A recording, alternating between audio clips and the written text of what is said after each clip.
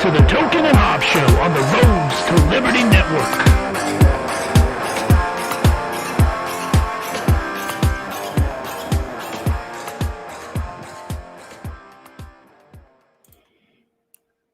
Good evening, everybody. It's Tuesday night. You're riding with the road crew. This is the Token and Hobbs Show on the Think Liberty Network. I hope you guys have had a wonderful weekend. I hope you guys listened to last week's show, even though I was not here. I was on vacation down in Branson, Missouri. Somebody told me that was the Las Vegas of the Midwest. They were liars. So if you go to Branson expecting a Las Vegas on the lakes, it's not that. So don't go there for that. But I hope you guys are having a good evening. I'm joined as always my partner in crime, Mr. Dustin Hobbs. What's going on, buddy? Oh, not too bad. It's always good on a Token and Hobbs Tuesday. Absolutely. How was your and Ben's show last week? You missed me? It was pretty cerebral, I think. You know, Ben sipped on some bourbon. I sipped on a fine 2020 vintage Great Value brand bottled water. It was very tasty. And we just did some good discussing and brainstorming and thinking. There wasn't as much joking as there normally is. Fantastic. And this crayon eater we have over here, he's Mr. Trevor Reiley. What's going on, buddy? Oh, nothing. Just eating the same old colored crayons that I love and hearing the same old jokes. What colored crown is your particular favorite? The flesh colored ones. Yummy. I would expect nothing less from a U.S. Marine. Thank you. All right, everybody. Good to be here tonight, guys. Absolutely. Thank you so much for joining us. So let's get right into this and let's talk about the subject of the week, the thing that has everybody up in arms, everybody pissed off at everybody else, and the subject for which I've seen the most garbage takes in a long time. I'm, of course, talking about Kenosha Kyle. You're all ready to talk about Kenosha Kyle? Oh, yeah. It's been a long time coming, but I know. Yeah, let's go. All right, let's get right into there. So, first things first, I am going to assume that all you guys watching this show at home have seen the videos from Kenosha. Right, I'm going to assume that you've seen those videos because they're everywhere. And I'm not going to play them on the show because I don't want Facebook to come after us and hit us with a takedown because we showed video of Kenosha Kyle doing the Kenosha Kyle mile. So I'm not going to do the video thing. I'm just going to assume for all you people that you've already watched the videos and done your homework on this issue. And if you haven't already, shame on you. Go do that. You should probably go watch those videos before passing judgment on anything. I have a feeling a lot of people that are calling this kid a murderer have not watched those videos. Right. There seems to be an awful lot of opinion forming based on what people have read in articles from their various biased news sources. And to be fair, actually, this is like one of the few cases where the New York Times actually stepped up to bat, and they actually did a pretty good job of covering the timeline. Yeah. Andy No also has a lot of credit for being out in the street and kind of doing a lot of journalism because almost immediately after, I think it was his network that actually had everything kind of hosted and streamlined. So the narrative's been available. Like, people can look at it. But the amount of bad takes that we've been getting from this are absolutely unreal. Yeah, it's insane. I'm glad you brought up the New York Times. I skimmed through it after it came out, and I'm just like, holy shit! Was he on coffee break? How did this slip through the cracks? Actual journalisming from the New York Times? Say it isn't so. It's shocking. Crazy. I could die. I could have almost died from COVID. Yes. You almost died of COVID. Yeah, so let's go into the order of events that happened. All right, so this all started with the shooting of Jacob Blake like last week sometime, right? I'm not going to go over that because that's a week old at this point, and I think everything that needs to be said about that has already been said. So we're just going to talk about Kenosha Kyle this week. All right. So it all started with that. Riots broke out almost immediately after this police shooting, and they've been going pretty hard since then. Right? I mean, fires everywhere, businesses destroyed. The downtown looks like a fucking war zone. Right? You look at some of the pictures coming out of the area, and it's pretty bad. Right? So, I believe one of the notable images was the car dealership that actually had Black Lives Matter put up on the business sign. I know I have it on my own Facebook timeline, but I can't remember whether that was taken from another location. But I'm fairly certain it might have been Wisconsin. But the irony of it is just that, yeah, things went inflamed and people were pissed. Virtue signaling will not save you. As the evidence started to come out, sadly, it might be a justified shoot. And like obviously, there's still lots of criticisms for all the other violence that police do, but making this guy the new hero, same as like some people are trying to make Kyle a hero, but he was just kind of defending himself, and he has been an icon for that. But the way that people are just going out and tearing up the city because it might be a good shoot, and we can't look back at all these destroyed buildings and say, oh yeah, this was justified. And it's not just that it might be a justified shoot. The guy was a legit scumbag. Let's not forget that. This is a guy who had a warrant out for his arrest for rape. And not only that, apparently for rape of the woman at the house that he was at. All right? Those are the trap the left got themselves into is they haven't been careful with words. And so, yeah, he did digitally penetrate her. And that's the rape. Like, unequivocally, we can't apologize for this guy. Like, even the week prior, he actually had sexually assaulted, fully forced himself on her. But the left has not been careful with the words. And so, yeah, this guy was a rapist. At the time of him fleeing the cops, he was a rapist. Yeah, and I remember when the story broke, it was, man tries to break up fight, cops come and gun him down. I'm like, right. Yeah, that didn't really stand up to scrutiny. So anyway, these riots start, and you're right, that was an iconic image. An iconic image that I saw was a boarded up storefront that was kind of like, there's a store on the bottom and an apartment on top. And on the sign, it says, please don't burn down. Kids live up here. Right? So now they got to war off rioters from burning down apartments where people live, where people's kids live. Because, newsflash to you people, a lot of people actually live in the same building that their businesses are. Right? That's not an uncommon thing. So you can't just burn down a business. Also, I want to address this real quick before we go any further. I'm sure you both have heard people make this excuse. They're just businesses. They're insured. Why are you so concerned about them? Well, I'm concerned about them because, number one, you don't have the right to burn down somebody's business. I don't care if it's insured or not. Number two, you don't know that they're going to get fully compensated for everything you destroy. All right. Number three, you're going to make the rates go up. And number four, people aren't going to want to put businesses where they're liable to be burnt down. So congratulations, you fucked yourself. Right? Yep. What will be people always talking about?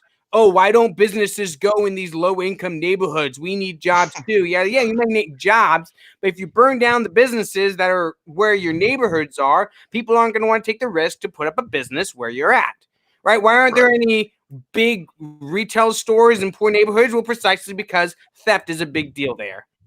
Right? So they don't put big box retail stores in poor neighborhoods for that very reason. And they're not going to do it in the future because you'll burn them down.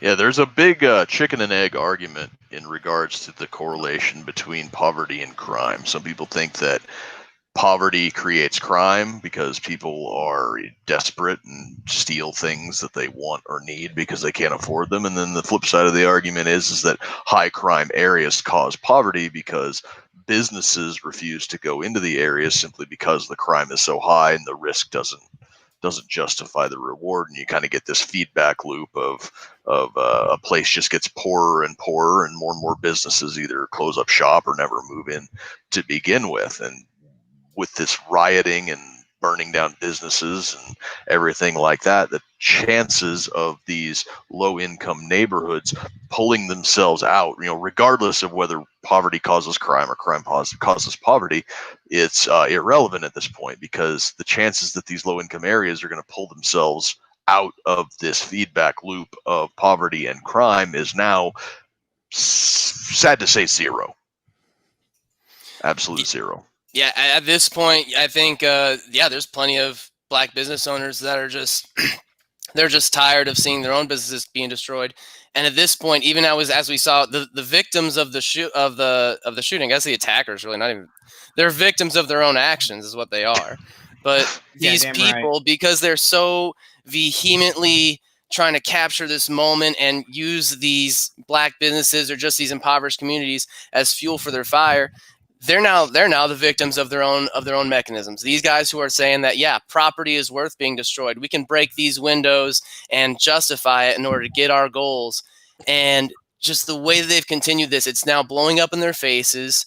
We're gonna see a response, as we did see people like all those Trump supporters showing up into Portland this other day. It's backfiring, and instead of actually solving these issues as the initial Black Lives Matter movement started, we're actually seeing the organization's goals being what's successful and actually dividing people. It's now, we actually are moving closer to civil war than revolutionary war. I think that's a damn shame. And it's this damn white spectacle. It's these Marxists. It's these postmodernists. It's these crazy people who are trying to capture a movement and capture other people's pains, and they'll burn down your business to get what they want. Right. Yeah, absolutely. And then I forgot what I was going to say. I've been asking. So this is all come to head. It's all come to head, and that's why Kyle was there. We see Kyle photographed with cleaning up graffiti before this night even begins. Right. And like back to the topic we were talking about before the show was started with Schadenfreude, excuse me. It's one of those pictures I saw later on after I heard everything about the shooting. After I saw videos, I saw the picture of Kyle cleaning up graffiti on a building, and it was painful that you see the look on his face, and then somebody laid over the image on it, the look you give when you're about to clean up the community. Yeah, cleaning up buildings during the day, cleaning up the streets at night. It's painful. Yeah. And it's these people going after these goals who are now their own victims. I gotta wonder, because a lot of people, and including our presidential candidates for the Libertarian Party, have made a very stark distinction between Black Lives Matter, the movement, and Black Lives Matter, the organization. And for a very long time, I've been willing to, let's say, go along with that narrative. But the more this goes on, you gotta wonder how much violence can be done in the name of a movement before it kind of becomes baked into the cake of it. I mean, think back to Charlottesville, right? Think back to that. The alt-right got defined as a violent movement because of that one event, right? The alt-right are murdering thugs because that guy drove his car into a crowd of counter-protesters. And you know what? Yeah, they are violent thugs. It's right to label those guys as a movement of violent psychopaths because they are violent. How much violence does Black Lives Matter, the movement, get to do before you just kind of have to accept that it's a violent movement? That this is a movement that's not just about legitimate peaceful protest, but about looting, about rioting, about attacking people, about destroying businesses and killing individuals. How much violence can they do before it's a violent movement? How much violence does it take to get Joe Biden elected? I think that's your answer right there. The correct answer is, what violence? What are you talking about? Yeah, I'm Joe Biden. I'm running for Senate. These are fiery but mostly peaceful protests. What are you talking about? Where am I at? Kenosha. The fuck is where no, I'm in Pennsylvania, and I like fracking. Hey, I like your hair. Come closer. Get out of here! I use tea tree oil, Joe Biden. So Kenosha. So here's the timeline of events according to what was it? Rickenshaw? Is that his last name? Rittenhouse. Rittenhouse. That was it. Kyle Rittenhouse's defense team. Apparently, Kyle Rittenhouse works as a lifeguard in Kenosha. I've seen a lot of people go, "Oh, that can't possibly be true. The pools are closed." I have no idea the pools are closed, and I would assume that this defense team wouldn't just make that up because that would be the dumbest thing to make up. So I'm just going to assume they're telling the truth about that. Yeah, before you get into that, let's also preface this here that his lead defense attorney is Lynn Wood, the guy who got Nick Sandmann a cool $250 billion out of CNN, so he wouldn't make a mistake so stupid as to be like, oh yeah, he works as a lifeguard. Yeah, but the pools are closed. I think I just painted myself into a corner. No. He's at least got a pay stub or a receipt. He's got that shit packed. Yes. Yes. So I think that at this point we can safely assume that the story that his defense team has put out there, which includes this Lynn Wood character, is probably going to be pretty airtight. Well, we'll see about that. So apparently he was working as a lifeguard that day in Kenosha. He got off duty and went down to one of the local high schools to clean up graffiti, right? The story goes he never went back to Illinois. He stayed there the entire day. And the gun that he eventually used that night never crossed state lines. It was there the entire day. So right there kind of blows a hole in the narrative that, one, his mommy drove him across state lines, because that's such a big deal, right? Across state lines so that he could go 16 miles. hunting black people. Because that was the narrative that came out. It calls into question the left's consistency, which we know they have none, but it's one of the most blatant inconsistencies and hypocrisies that they just do not want to admit. And I'll actually bring this up later on when we get on with the subject, but I just wanted to point that out because I will bring that back up. Absolutely. So he was there cleaning up graffiti, and a call went out, I guess, from this militia group to go downtown and help protect private property from the violent rioters and looters that the night before had been burning down their downtown area. Now, this comes to a second point to contention. A lot of people have, well, he wasn't defending his own property. And this is something that's pretty annoying to me, especially coming from libertarians. Who cares? Why should I care that he wasn't defending, quote, his property? Now, we're libertarians, right? We're supposed to be more concerned about what is right and wrong as opposed to what is strictly legal or not. Right? Someone goes to jail for weed. We don't say, oh, well, he broke the law. We say that's injustice. That shouldn't be the way it is. That's what a libertarian would say. So when they say, oh, he wasn't defending his property, he was defending someone else's property, and that's against the law. The libertarian response needs to be, well, that's a stupid law. Why is that the case? I see someone breaking into my neighbor's house. Why can't I stop that? Yeah, there's also been some conflicting reports about whether or not the actual owners of the property requested help or not. And I would make the argument now, depending on a strictly moral and just standard, defending somebody else's property from damage and destruction it's moral and ethical. From a legal standpoint, defending somebody else's property unprompted or unasked, that varies state to state and locality to locality. I think that probably, though, the only instance in which defending somebody else's property with up to and including lethal force would be both unethical and illegal is if the property owner said, no, let it burn. And you're like, no, I'm going to defend this car lot. I think that would be the one case where you could say that he was in the wrong. But really quick, Hobbs, if I may. One of the things I want to bring up that you said, if you walk on a private property within the state, and I guess even let's just assume a minarchist state, so very little laws, you're allowed to open carry. If you walk onto a private property like a business, and you're just open carrying, are you allowed to just loiter there until they ask you to leave, or should there be some presumption of no, that's just rude, you shouldn't hang around? And one of the other presumptions that comes around this is that if people see a long gun, they just assume there's a threat, and there's that we kind of should defeat that attitude. The presence of a weapon doesn't indicate a threat. If a sword is sheathed, it's not nearly as a threat as if a pistol is presented or waved around recklessly. Right. So I guess whether or not we want to accept the society that has those freedom to roam laws where you can stand in front of a business, it's fine, you're not harming anybody, up until the point that you harass somebody and the owner asks you to leave, then you got to respect that. If he was invited out, or even if there was just violent protests, if there's violence going on and you just stand somewhere peacefully, are you allowed to up until that somebody asks you to leave? The told two wrongs don't make a right kind of applies, just because, he shouldn't have been outside of curfew, but nobody else should have. So there is just so much hypocrisy, and like where we have to find, where is these property respects? And that's the whole key of the argument is where are we going to respect property in order to make sure that people can act appropriately? Because right now destroying property is not fucking appropriate, but to freak out saying that defending property is an inappropriate response doesn't make for a cohesive argument. Mm-hmm. No, it really doesn't. So let's go through the events that led up to the shooting themselves.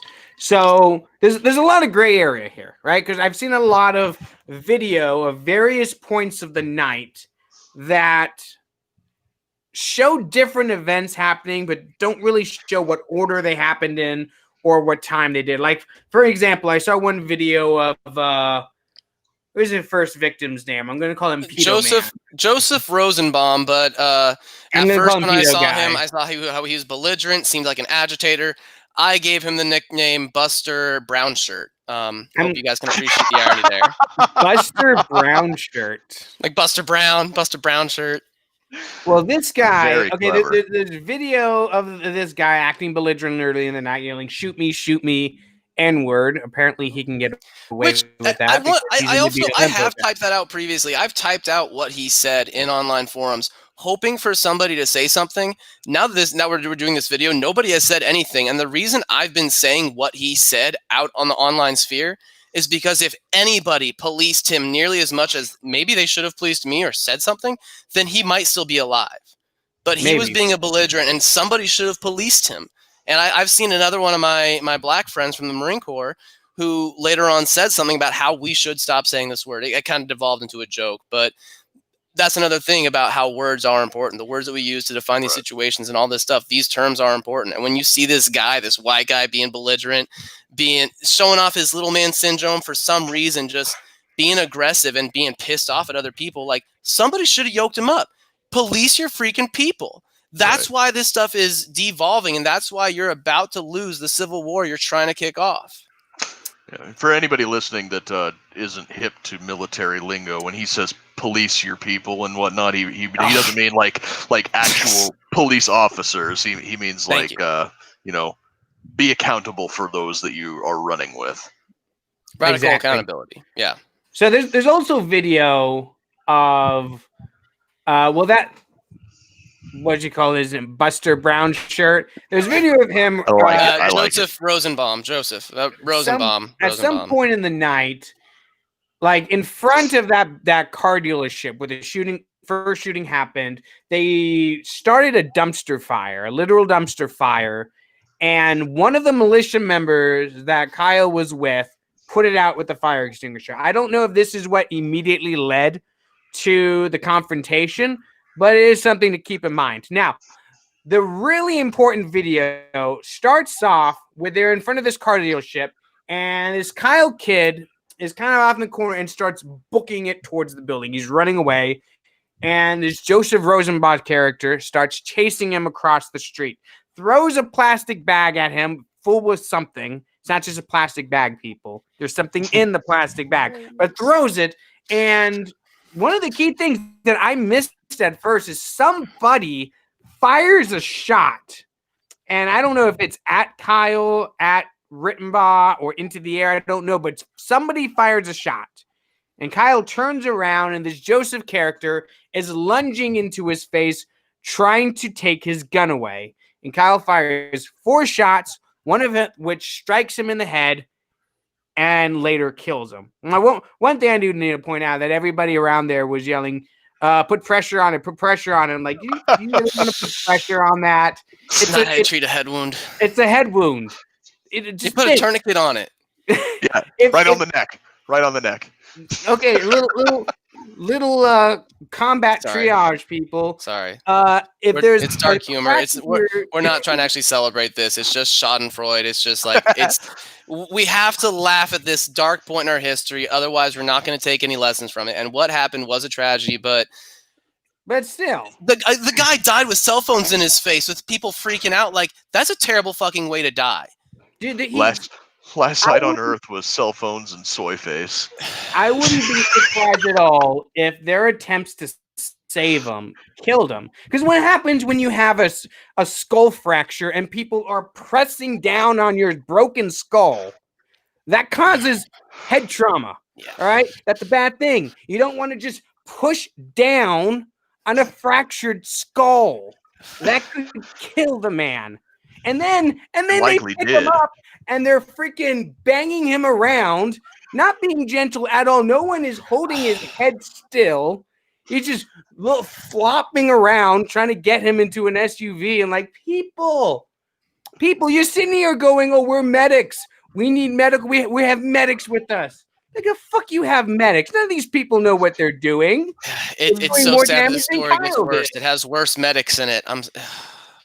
Yeah, right.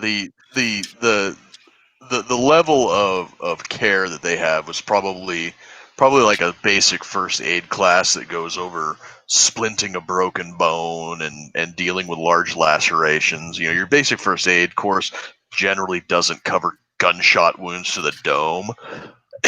so yeah, and that's it's I'm glad you brought that up because I get a early warning intel brief from Forward Observer, and they're saying that left-wing militia groups around the country are really heavily putting out that members need to get trained up in medical and first aid treatment, and I think this might be why. You may have hit the nail on the head, no pun intended, when you said that the pressure applied to an open head wound very well could be what had killed him, because it looked like a grazing wound, but with a skull fracture, you know. Now there were even with just a grazing wound, you put pressure on it, you get more fragments in there. But I also, Hobbs, to your point, I think I did see some information to suggest he might have been shot in the back. That wound might have been what was fatal. There's still more evidence to come out, and like none of this is definitive. But for sure, the immediate response looked really freaking bad. Okay, so immediately after the shooting, Kyle gets on the phone and supposedly calls the police to try to let them know what had happened. Right, so right here, this kind of puts really quick. Token, I think I did see some correction to suggest he actually did call the friend, is what I had seen. Did the lawyer correct that? I'm not sure. He called somebody. Right? Okay, so what I know, he called a friend, but to his credit, he did circle around to try to at least like see what happened to the guy. He wasn't immediately trying to like cause more harm. He wasn't firing into the crowd, and a lot of people are saying he was a mass shooter. You can immediately see from his reaction he was not trying to do more harm to people. Once that threat was subdued, Kyle's arms went down. That's an important point that a lot of people are not highlighting. Sorry, exactly, man. And he a lot of people are trying to frame this as this guy went out hunting for people to shoot. And it's very important to realize he was out there all night. He was with a group of adults. They were protecting property and providing medical assistance to people that needed it. This is not a guy that was walking up and down the street shooting people. The only person he shot at this point in time was an individual who was trying to run him down, who had chased him across the street, cornered him, and tried to take his gun. That is a justified shoot. And right after another person had already shot into the air, as you'd also pointed out. Exactly. And right after that, he makes a phone call to try to report in what's going on. Now, he doesn't immediately flee the scene, which is another thing I've seen a lot of people talk about. He fled the scene. No, he didn't immediately flee. He's still there in the vicinity until the mob starts yelling and shouting at him and closing in around him. Now, at this point in time, he is more than justified to think that they have ill intent towards him because people are yelling, "Get him. That's the shooter. Kick his ass." People are yelling this stuff at him, and he's thinking, I better get out of here. This is a bad place to be, as any rational human being would think in that situation. So he books it down the street. And as he's running towards the police, right, this is not a guy who's trying to flee the police. He's actively running towards them to turn himself in. The mob chases him down. Right? They're all over him. They're swarming around him. Most of them are keeping their distance because, God damn it, he's got a gun, but not all of them. One guy runs up to it and tries to punch him in the face. Kyle falls over. He's on his back. A guy runs up, hits him in the face with a skateboard, tries to take his gun, gets shot in the chest for his troubles. Once this happens, a second individual who apparently was LARPing as a medic as well. The worst paramedic ever. Yep. Terrible, absolutely terrible. Runs up to him. From what I've seen him say about the incident, he was trying to give medical assistance to skateboard kid. I don't know how true that is because the dude draws down on Kyle with his handgun. Now he runs up to him, sees the gun pointing at him, and kind of puts his hands out in front of him as a surrender sign. And Kyle doesn't shoot him. He stares at the guy. He keeps his rifle trained on him. And it's only when Mr. Medic points his pistol at him that Kyle blows up his bicep. Oh, if you guys haven't seen that video, it is freaking gruesome. His entire bicep just explodes. And you know what? This guy is incredibly... Yes, he missed. This guy's incredibly lucky that one, he still has an arm, and two, he's not dead.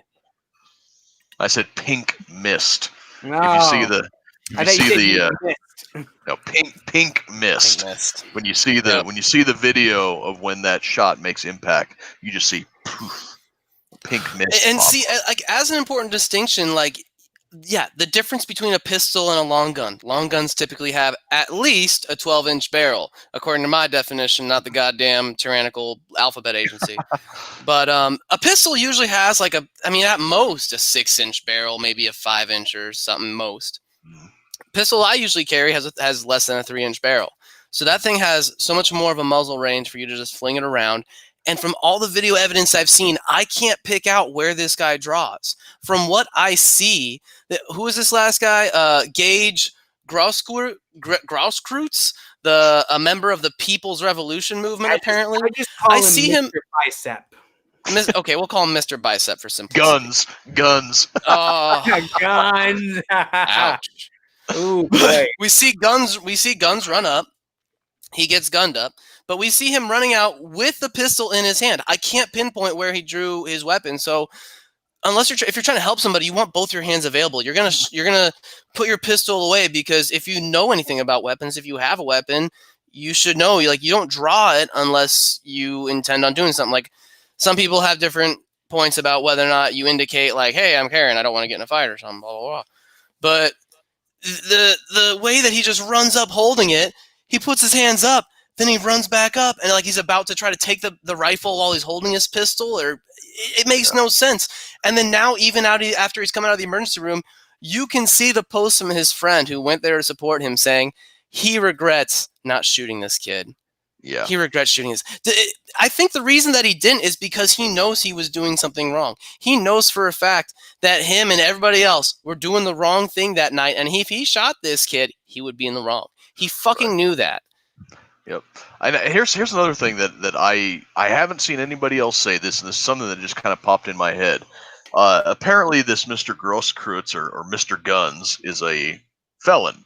A felon is restricted from owning firearms.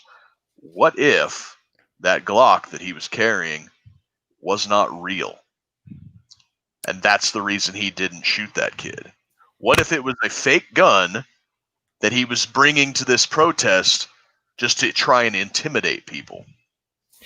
Well, that would be rather funny, Stupid. Considering that at this point, all three people shot would have been one didn't have any weapon at all, the second had a skateboard, and the third would have had a fake gun. That's almost as bad as. Oh, sorry, Nathan. Go ahead. I feel like that's the kind of detail we're gonna figure out coming out. That's almost as bad as the Mikulskis. That's a piece of evidence, right? That's a piece of evidence that the police would bag up. And I'm sure at some point in time, if it were fake, we'd find that out. That's not something that's going to stay a secret. Oh, boy. Nope. But I mean, just because this guy is a felon and he's not supposed to have a gun doesn't mean it's not a real gun. I mean, we all know that gun laws only keep law-abiding citizens from having guns. Mm-hmm. Gun laws do not keep criminals from having guns. So this guy, he's not supposed to have one, but he did, right? The laws don't stop that kind of thing from happening. So the Guns gets shot in the bicep, and then Kyle gets up. Everybody gets wise at that point. They just saw two people attack this kid, and he takes them down with precision. Just those two, right? Lots of people think, oh, he's a mass shooter. No. He took out three individuals. This ended just before it became a mass shooting. Hey, by the FBI's definition, yes. By definition, this ended just before it became a mass shooting. So this Kyle kid, he gets up and he retreats towards the cops, who just kind of let him keep going. They never sent somebody to check up on him. They just kept, he was like Forrest Gump after he scored a touchdown for Alabama. He just kept on going. Thanks for coming out. All right, so that was probably the thing. That was probably the thing that caught my eye most when I first saw this, because regardless of if he was justified or not, they probably should have stopped him and take him in for questioning or detention, or at the very least for protection. Because clearly this guy is being. And that brings us down full the street. circle. That brings us full circle, man, because he was running towards the police to turn himself in after this happened. If the mob had not given chase and tried to conduct a citizen's arrest, quote unquote, something that I had railed against in the Ahmaud Arbery situation, if they'd not tried to do that, he would have turned himself into the police. All this evidence would have come to light, and two people would have, like, one other person would have their lives, and one other person would have their bicep. That would have happened if they had not given chase, if they had not tried to conduct this mob justice and just taken over the 17-year-old. That's all they had to do. But no, they just had to be the virtuous ones who made sure that they yoked up this kid, and they were the ones that beat him near to death, because that's what they were about to do. And yeah, guys. I've seen a lot of people argue that what the Mr. Biceps and Skateboard Kid were trying to do was disarm someone that they thought had just murdered someone. Now, let's just give it the benefit of the doubt and say that's what they were doing, right? Let's just, for the sake of argument, say that was their intention.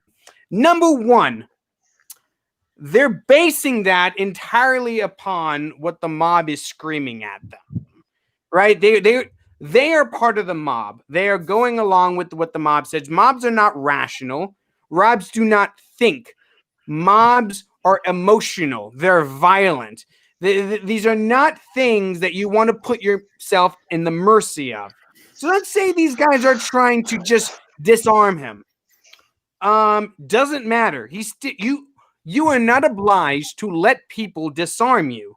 You do not have to let somebody take your gun. Now, when I was a cop in the military for 5 years, this is one of the preconditions for using deadly force. Keep possession of your firearm at all times. And if you have to shoot the guy to accomplish that, then you do it. Because you can very easily go from facing an unarmed opponent to facing an opponent who is armed with your gun. And you don't know what they're going to do with your gun once they have it. And let's say you'll just be facing the ground. Let's say these two guys had just the best intentions, right? What about everybody else in that mob? What about the guy who earlier had run up and kicked him in the face? What was it, a week or two ago when a mob down in Texas dragged a guy out of his car and soccer kicked him to death? Right? You don't know what this mob is going to do to this kid. Sure, you may have the intention of simply taking his gun away. You don't know what the 20 guys behind you are going to do. You think this kid is just going to let you put him in their hands at their mercy? No. Nobody in their right mind is going to let you disarm them. Nobody in their right mind is going to give you possession of their firearm, of their deadly weapon. And you know what? He's every bit in his right to shoot the heads off of anybody who tries to take his gun away like that. Yep. Every bit in his right. 100%. And that, I mean, same boundaries go to women. And like, it wasn't more than a few days after this video of Kyle came out that we saw, I don't know if you guys witnessed it, but I saw a video on Twitter of an in the daylight attempted rape. This guy was on top of this woman, pinning her down, and she was screaming for help. And it was in broad daylight. This guy attempted to rape a woman on the New York subway platform or New York train platform. It's fucking disgusting. And New York's almost impossible for anybody to get a concealed carry permit. But if anybody could use that, it's the people that these sexual predators, the people who are going to show up and defend the ideas that make people defenseless. Those are the people who are going to show up and support these ideas. Those are the people who want to disarm people because they know they become more effective predators. Yep. So I think that a big hang up for a lot of people on our side of things, the liberty movement, is we take a look at everything that happened in this situation, and it's protests are good, but riots and destruction of property is bad. But defending private property with privately owned guns is good, but statist pro-cop bootlicker is bad. And you separate these two things into these, or these four things into these two columns, and it just comes down to personal preference of which one is better than the other. And that's where a lot of people are getting really tribal on this whole thing. Is it's like, well, I think that that protests and defending private property is the greater good, and I don't care if the kid is a statist bootlicker. He took some rioting violent commies out, and then other people will be like, yeah, but that's gonna put a damper on future protests because people are going to be afraid and to go out and legitimately protest that somebody might come out and kill them, and so it's just like the other argument against what he did is that I see the most as well. He shouldn't have been there in the first place. And it's like, if not him, then who? Because the police were not doing their jobs. They either could not or would not do the job that we entrust them. Because in Western societies, there is a reason that we have a social stigma and rules and laws against vigilantism, because we have a legal system that is built on mountains of corpses and oceans of blood and 2,000 years of history, that it's not perfect and nothing ever will be perfect, but it is the best thing that humanity has ever come up with right now. And because we have these rules and these laws and these social stigmas against vigilantism, we entrust a certain number of people to enforce these rules on our behalf. We give them a monopoly on the use of force. And what happens when those people either cannot or will not do the job that we have entrusted them the authority to do, you get situations like this, where people feel it incumbent upon themselves to come out and use force, up to and including deadly force, to protect themselves, their property, and the property of their community. And the more that we stress and overstretch our police forces and do all the things that we have been doing with these riots and everything, the more of this we are going to see. Sorry to say it. And I want to get back to something. Yeah. I want to get back to something that you said earlier. You mentioned how tribal the reactions to this incident have been, and you're absolutely right about that. This is all tribal. This is all about what tribe these different individuals fall into, and if they're in your tribe or not. There's a very large portion of the libertarian movement that just pisses me off because they look at these BLM riots and looters, and they see them as part of the team. Oh, these are just oppressed minorities. These are just downtrodden individuals. You know what? A lot of them might be. But one that doesn't excuse any of the violence that they're committing. All right. When you say that looting is the language of the oppressed, right? All I can think of is that old Ayn Rand quote when she said, "Mercy to the guilty is injustice to the innocent." Right? It's like, oh, looting is the language of the oppressed. What did these looters just oppressed somebody? They just violated somebody's liberty. It is not justice to create another victim out of an innocent individual in retaliation for another individual being violated. That's not what justice is. And you excusing these acts of injustice is extremely unprincipled and extremely unlibertarian. Now, back to another thing, and a lot of the criticism I see of this kid is that he's a statist Blue Lives Matter bootlicker. And like, yeah, he kind of is. That kind of is who this kid is. And you know what? That's kind of who I was at 17 years old too, right? people change and evolve over time. Like I was cheering on the Iraq War when it first started, and by the end of that war, I was I was one of its biggest critics by the end of that.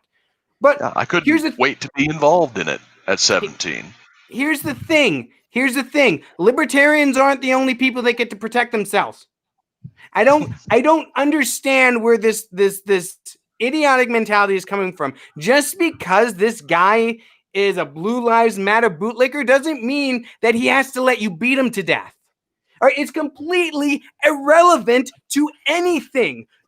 All this is relevant to do. The only thing this argument is good for is for irrational people to put him in the other tribe, and therefore to justify the attacks done against him and to demonize him for defending himself. That is the only thing that bringing this up at all is good for. And it's irrational. It's stupid. It's beneath you as a libertarian to make that argument. If you're making that argument, shame on you. Fuck you. Go ahead, Trevor. You have I think a lot of it too is there's a bit of a split between like the libertarians and the minarchists. Like I think all three of us are, and then the actual like anarchists. There are some people that are so wrapped up in the all cops are bastards, smash the state mentality that they see these BLM Antifa protests as being a if not necessarily agreeing with the means, they agree with the end. Okay, I want to get Trevor's thoughts on this, and then we'll get who am I seeing here? Zebulon has a question in, and we'll get back to that. But so really quick, I'll give my quick thoughts on it, but I mean, I kind of lost my train of thought for a second, but there is so many points to hit. It's just that ultimately, it's hard to make an argument in a large defense of these demonstrations because, these demonstrations are a mix of peaceful protests, peaceful protesters, and people who are violently looking for an opportunity to either co-opt the movement or actively in the movement looking to create these like Marxist or these all these underlying goals.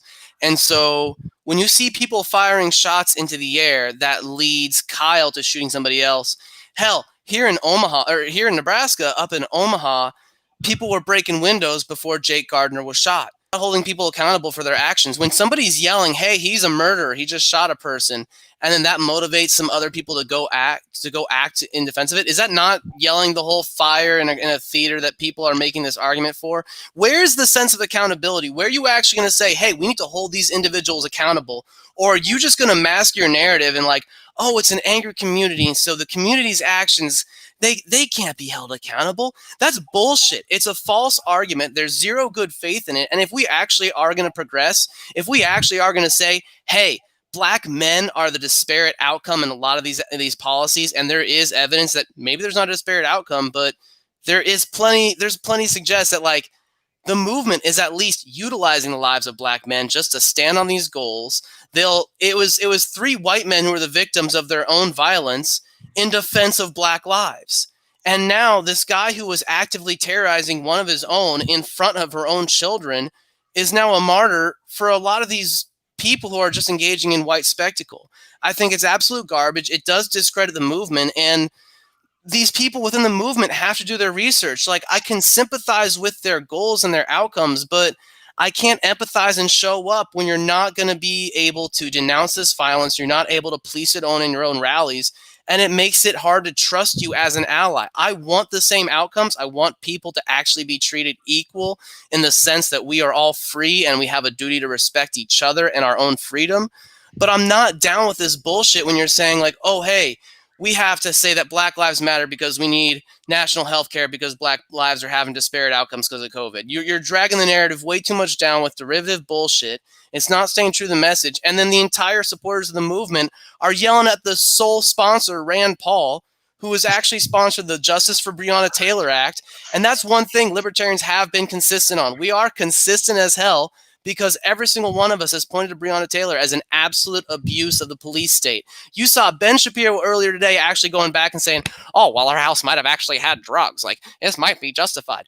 Fuck you, dude. This entire policy is just government enacted bullshit. The bombing of Black Wall Street was at the hands of the government. So is so many other failures of the government to actually support equality for black people and many other peoples who have been under the boot of government. Japanese immigrants stemming all the way back to 1940s. It's bullshit. And people cannot keep these words and terms in line.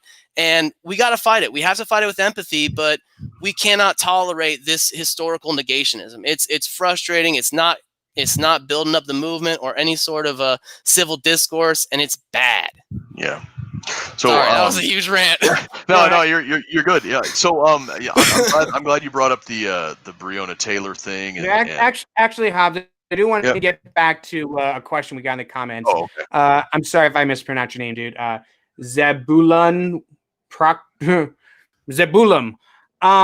He goes, how far does this go? I think. And will this get better or worse?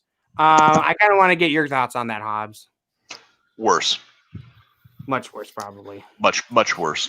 The closer that we get to the election, the worse it's going to get. And after the election, it doesn't matter if Trump wins. It doesn't matter if Biden wins. It doesn't matter if some divine intervention comes down and Joe Jorgensen pulls out the win because people are sick of the bipartisan bullshit.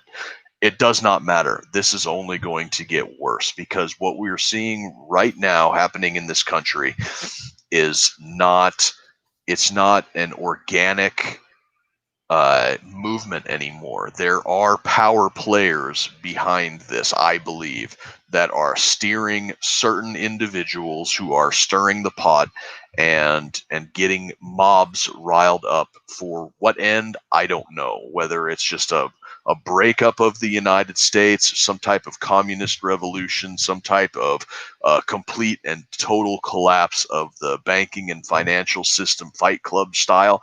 I don't know what the ends are, but there is something nefarious going on in the shadows right now. And the closer that we get to this tipping point, the worse it's going to get. So stock up on your beans, bullets, and Band-Aids and do your area study.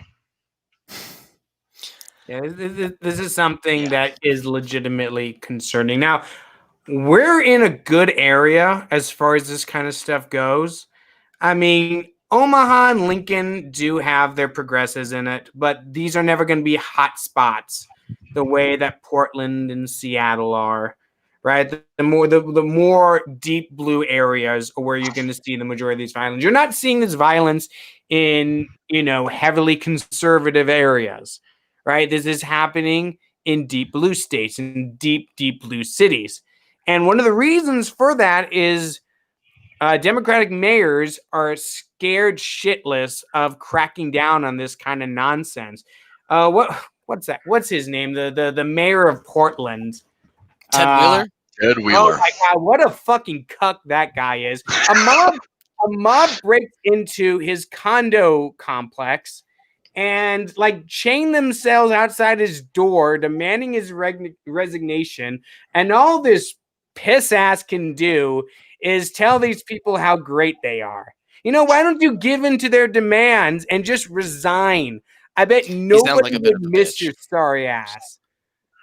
I mean, seriously, there's and it's not just him. It goes all the way to the top because Joe Biden himself didn't have the courage to go to Kenosha to give his anti-violence speech. Yeah, he went to fucking Pennsylvania to do that. Donald Trump's going to Kenosha.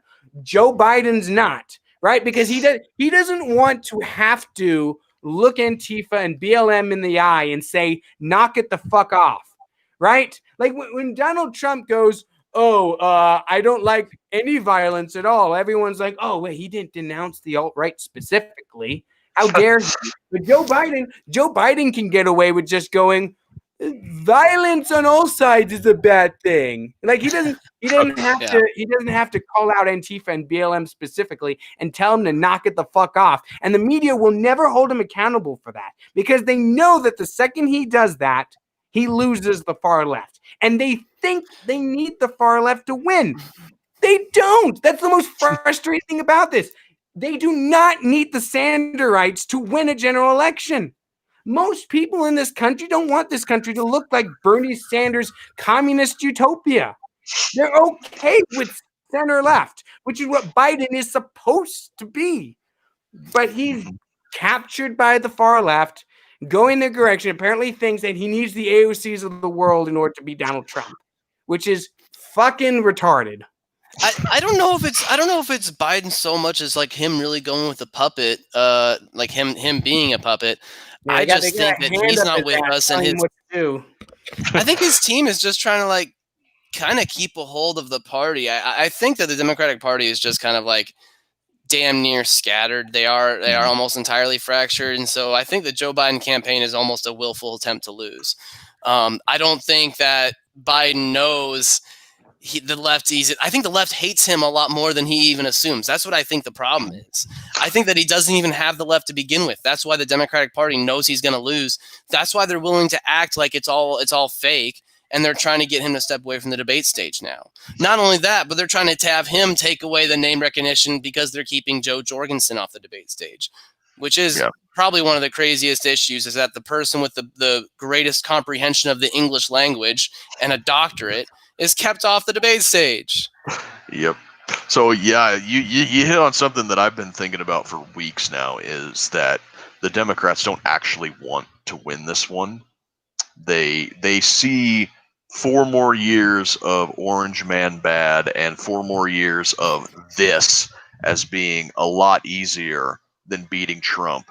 And at the end of this next term, assuming that we even get through this next term with the United States still intact, then we'll be able to see whatever comes out of the ash heap that is the Democrat Party, whether it's a more socialist progressive version of itself, or they purge that element out and split the party into, 2 smaller but equally vocal parties, remains to be seen. Consider this. Consider the fact that the Democrats have been already laying down the groundwork for delegitimizing the election. Mm-hmm. We've already seen that with the post office conspiracy theory that we talked about 2 weeks ago. So consider this. Maybe they are counting on losing. Consider that they have a contingency plan for that. And the contingency plan for that is just saying that the election was fraudulent, saying that Donald Trump committed voter fraud, that he's an illegitimate president because of this, and unleashing the leftist mobs across the country to try to force the issue, to try to make this a French Revolution type event, right? Let's consider this. They wouldn't even have to have this be the plan to have it work out for that, right? Because remember, the French Revolution did not stop at executing the king. It killed all the conservative revolutionaries too. Everybody that was involved in murdering the King of France ended up in the guillotine themselves. So these Democrats are playing a very dangerous game by placating these dangerous mobs, right? Aiming them against Donald Trump sounds great now, just like aiming the dangerous mobs of Paris against the king sounded great at the time. But once those mobs are the driving force behind your political power and you take out your present enemies, those mobs don't actually like you. Those mobs are not fans of Joe Biden and Chuck Schumer and Nancy Pelosi. They don't want that kind of change. They want Bernie. They want AOC. They want more radical things than that. Until they realize they don't. Yeah. When mobs take over and start being the driving force behind politics, things get progressively worse and worse and worse, and blood flows. And it doesn't stop until the heads of every political figure, left or right, is rolling on the ground in a river of blood. So if Democrats are counting on these mobs to bring them to power, they are playing a very dangerous game and might not even realize it. One of the most dangerous precedents that even all this civil war, all this like really irrational violence is kind of bringing about is that we have so many veterans sitting at home who do not want any of this violence. There's a lot of us. Oh, look out, there's 3 veterans sitting right here that haven't partaken in any violence that I know of at any of these protests. I've shown up to any of them, but I haven't tried to mess with anybody or agitate anybody or nothing. It's we're sitting here waiting. We don't want this violent revolution because enough of us have seen Afghanistan or Iraq. We know what it looks like. We know that breaking all these windows and burning these buildings is not going to lead to any long-term solution. It's just going to lead to long-term pain. Maybe this long-term pain is what America needs in order to grow up and actually find our values again. Maybe that's what we need to actually find our individualist culture again. But a lot of us here hope it's not. And a lot of us here hope to avoid that. A lot of us here hope that we can vote George Jorgensen and maybe get her in the White House. But if it doesn't end there, we're going to keep on fighting for liberty. If Nathan, you're telling me that at this point, Donald Trump is the accelerationist vote, well, shit, I thought he was going to win since January. So we'll see what happens, but I still ain't voting for the guy. Yep. And before we end it tonight, I think we're past 10 o'clock now. But I just want to say, you brought up that all of us know what Iraq and Afghanistan looks like. We don't want to see that happen on our streets. I'd also like to plea with anybody who's taking part in these violent protests, mobs, riots, looting, whatever you want to call it. We have seen Iraq and Afghanistan. We know what it looks like. We do not want to see that here. But the main difference is that when Iraq or Afghanistan gets blown up, it sucks for Iraq and Afghanistan. When the United States turns into a war zone, it sucks for the whole world. So please think. All right, before we end the show tonight, I do want to show off a couple things. Fancy. Here, you can get this on Liberty.com. This is our brand new Roads to Liberty coffee mug, and I'm going to buy this thing as soon as I can because it looks absolutely fantastic. I love the way that I've been asking Ben to get us coffee mugs on the website, and he did it. So now I'm going to have to man up and buy the damn thing. We also have this new design where liberty dwells. There is my country. And you know what? If we have to do a little separation of the United States and create the great Midwest corridor, if there is liberty there, that is going to be my country. So we'll see about that. We also went the wrong way. Oh. Here's another new one. War is peace, freedom is slavery, ignorance is strength. I love the look of this shirt. It looks absolutely awesome. And of course, you can look through all the different designs that we have on Roads, Liberty.com. Our Boot Girl shirt seems to be a popular one. And you know what? It's a pretty awesome shirt. So go out there, get Boot Girl, get all Jorgensen stuff. It's all fantastic. Support the show because we have not made a dime off this thing in the years that we've done it. And we would really like to do that. All right, Trevor, before we go, I'll give you the last word. I would just want to go ahead and do a shameless plug of my Twitter. You guys can follow me. I just tweet out random thoughts. I'm not a great activist on Twitter, but you can follow me at Reilly Face. It's REILLY Face FACE. Also, please follow the Lancaster County Libertarian Party. For any of your friends that are in Lancaster County, Nebraska, please suggest that they come out to our meetings, some of our events. We are really trying to build the party here. We're really trying to get some candidates. Lincoln is a great spot to get people in the legislature, get people in the city council. We're trying to be more active here and just get everything off the ground. We've got our bank account. We're doing a lot more activism stuff. It is great, and we want more people to be a part of that. Please join your county affiliate if you're not in Lancaster. And that is all I got for you folks. Thank you guys very much for having me on. It's been an absolute blast. Awesome. Hey, Joey Saunders, since you got one of our shirts, go ahead and take a picture of yourself and shoot it over to the page. Absolutely. If you guys buy a shirt or a coffee mug, take a picture of that shit, send it over to us. We'll feature on the page. We want to see all the beautiful people out there wearing our shit. All right, everyone. Thank you so much for watching the show. Remember, everyone, if you're listening to the stream, these are live every Tuesday night at 9 p.m. Central. you can jump onto the live stream and join the conversation. You've been hearing us read questions and comments from people who have been watching the show live, so you can get in on that. Remember to like our page, Roads to Liberty Podcast on Facebook. We're on YouTube. And go to think-liberty.com for all the podcasts on our network. Thank you very much, and we'll see you next week on another Token and Hobbs show. Good night, everybody.